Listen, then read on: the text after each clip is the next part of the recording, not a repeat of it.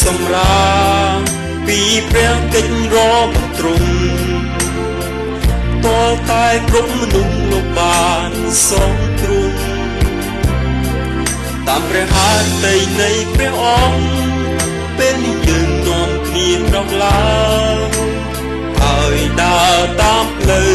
ព្រះអង្គចាស់ព្រះអង្គបានហៅក្រុមទាំងនោះដើម្បីឲ្យពួកគេទាំងនោះ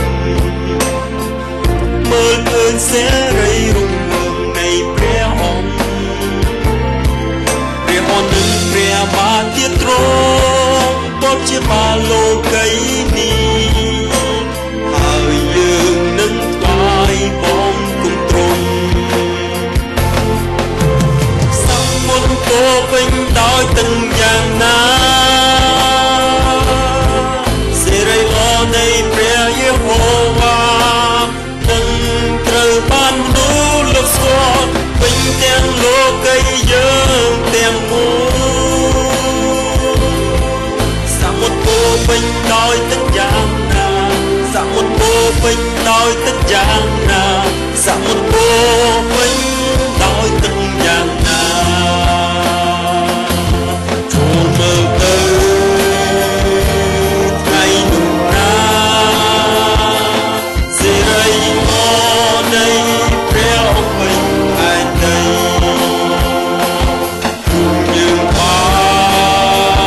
នស្ដាប់ឮសូរសំរែងនៃជាជោគអ្នកពេញទាំងលោកីនេះ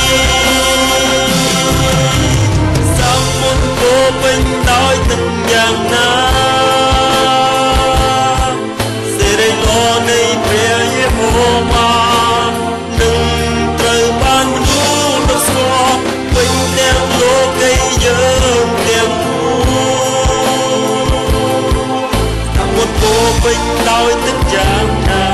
សមុទ្រពោពេញដោយទឹកយ៉ាងណាសមុទ្រពោពេញដោយទឹកយ៉ាងណាសមុទ្រពោពេញដោយទឹកយ៉ាងណាសេរីល្អនៃព្រះយេហូវ៉ានឹងត្រូវបានមនុស្សលោកស្គាល់ពេញទាំងលោកីយើង